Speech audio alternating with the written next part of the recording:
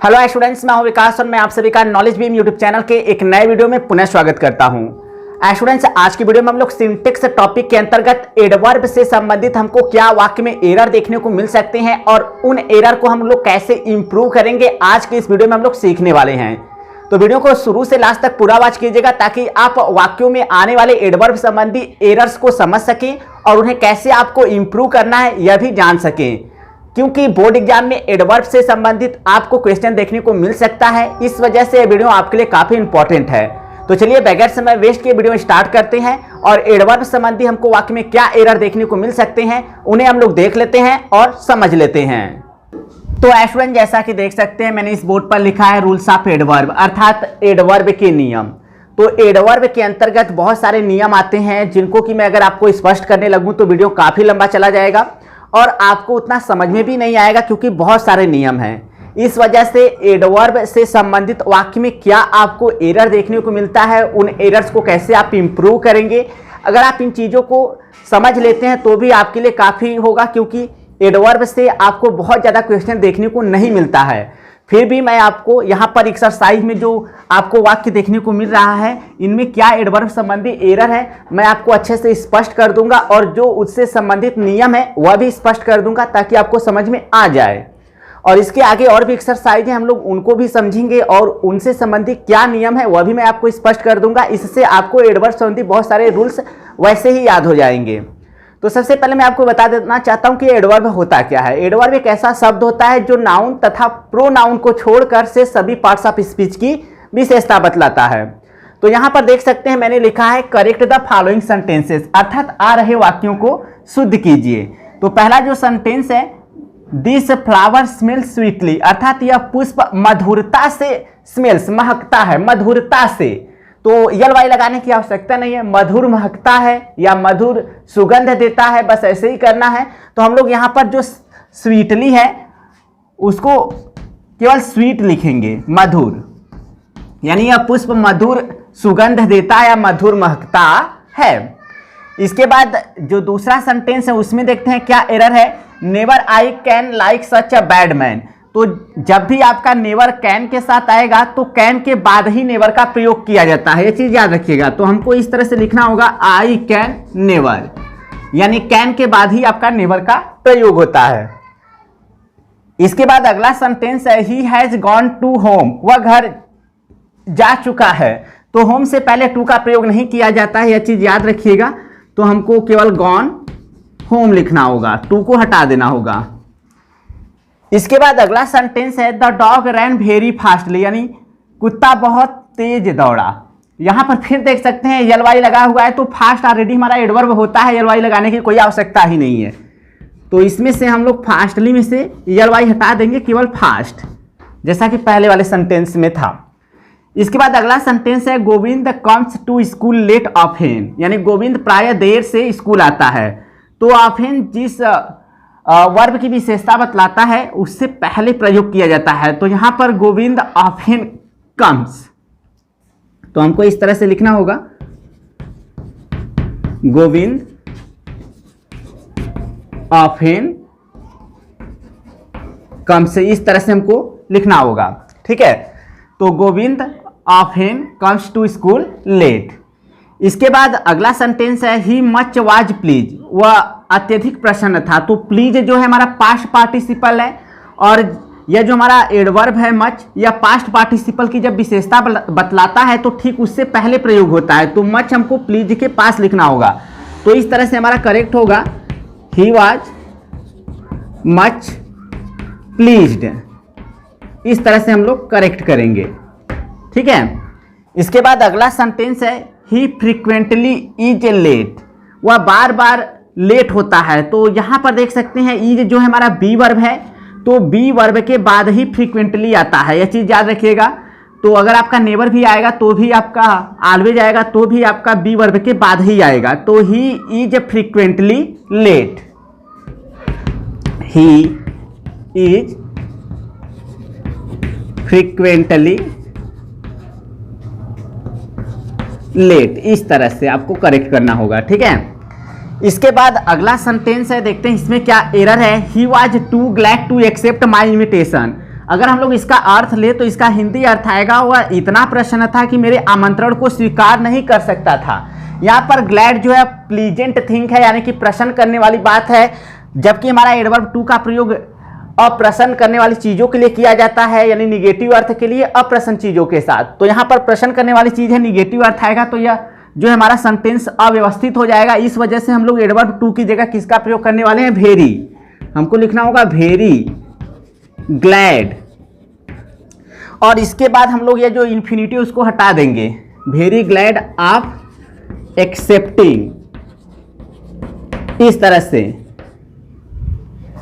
इसके बाद हमारा जो अगला सेंटेंस है उसमें देखते हैं क्या एरर है, nowhere you can find such a nice man, यानी कहीं पर भी तुम ऐसे व्यक्ति को नहीं पा सकते। तो ये नो वेयर जो है फाइंड की विशेषता बतला रहा है, इस वजह से ठीक इसके बाद आएगा, यानी जो हमारा एडवर्ब है नो वेयर वह फाइंड के बाद आएगा। ठीक है, तो हमको इस तरह से लिखना होगा,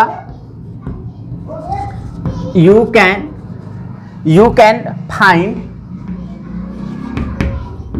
फाइंड नो वेयर।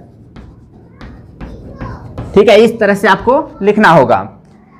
इसके बाद अगला जो सेंटेंस है देखते हैं इसमें क्या एरर है, I am tired a little जो है वह टायर्ड की विशेषता बतला रहा है, तो इस वजह से हमको ठीक टायर्ड के पहले अ लिटल का प्रयोग करना होगा। तो हमारा इस तरह से हो जाएगा, आई एम अ लिटल यानी थोड़ा सा tired, I am little tired. ठीक है, इस तरह से हो जाएगा। इसके बाद अगला जो सेंटेंस है इसमें देखते हैं क्या एरर है, my mother is too better today. तो कंपैरेटिव डिग्री से पहले आप मच का प्रयोग करेंगे, तो my mother is too better today, मेरी माँ आज अधिक अच्छी हैं, तो हमको टू का नहीं मच का प्रयोग करना होगा। तो हम इस तरह से लिखेंगे, मच बेटर। इसके बाद हमारा जो अगला सेंटेंस है उसमें देखते हैं क्या एरर है, ही वेल डिड, उसने अच्छा किया। तो वेल जो है वह जिस वर्ब की विशेषता बतलाता है ठीक उसके बाद प्रयोग किया जाता है, यानी तो हमारा यह डिड की विशेषता वेल बता रहा है, तो हमको डिड के बाद ही वेल लिखना होगा। तो इस तरह से हम करेक्ट करेंगे, ही डिड वेल, उसने अच्छा किया। तो इस तरह से स्टूडेंट्स जो स्टार्टिंग के 12 क्वेश्चन पूछे गए थे इनमें क्या एरर थी इन वाक्यों में मैंने आपको बताया, कुछ नियम भी स्पष्ट करने का प्रयास किया। इसके आगे और भी जो क्वेश्चन है उनको भी देख लेते हैं और उनके आंसर को भी समझने का प्रयास करते हैं। तो स्टूडेंट जो मैंने अगला सेंटेंस लिखा है वह है, माई सन इज टू हेल्दी, कहना चाहता है मेरा पुत्र अत्यधिक स्वस्थ है। तो यहाँ पर हम लोग एडवर्ब टू का प्रयोग नहीं बल्कि वेरी का प्रयोग करने वाले हैं। तो हमको क्या करना होगा, जहाँ पर एडवर्ब टू है हमें वहाँ पर वेरी का यूज करना होगा, अर्थात एडवर्ब टू को हटाना होगा। इसके बाद अगला सेंटेंस है, ही हेल्प मी ट्वाइस ओनली, उसने केवल 2 बार मेरी मदद की। तो ओनली जिसकी विशेषता बतलाता है ठीक उसी के पास प्रयोग किया जाता है, ठीक उसी से पहले। तो यह ट्वाइस की विशेषता बतला रहा है ओनली, तो ओनली जो है वह ट्वाइस से ठीक पहले प्रयोग किया जाएगा। तो हमको इस तरह से करेक्ट करना होगा। तो हमको यह जो ओनली है ट्वाइस से पहले लिखना होगा, ओनली ट्वाइस। ठीक है, तो he helped me only twice, इस तरह से आपको करेक्ट करना होगा। इसके बाद अगला जो सेंटेंस है उसमें देखते हैं क्या एरर है। तो he is very afraid of darkness, he is very afraid of darkness, वो अंधकार से बहुत भयभीत होता है। तो वेरी नहीं बल्कि हमको मच अत्यधिक भयभीत होता है। तो हम लोग जहां पर वेरी है, वेरी को हटाकर हमको मच का प्रयोग करना होगा, यानी he is much afraid of darkness, यानी वह अंधकार से अत्यधिक डरता है या भयभीत होता है। इसके बाद ही एनफ स्पोक, वह पर्याप्त बोला। तो एक चीज मैं आपको स्पष्ट कर दूं, एनफ जिसकी विशेषता बतलाता है ठीक उसी के बाद प्रयोग होता है। तो स्पोक की विशेषता बतला रहा है, इस वजह से स्पोक के बाद प्रयोग होगा। तो हमारा इस तरह से करेक्ट होगा, ही स्पोक एनफ, इस तरह से हमारा यह करेक्ट होगा।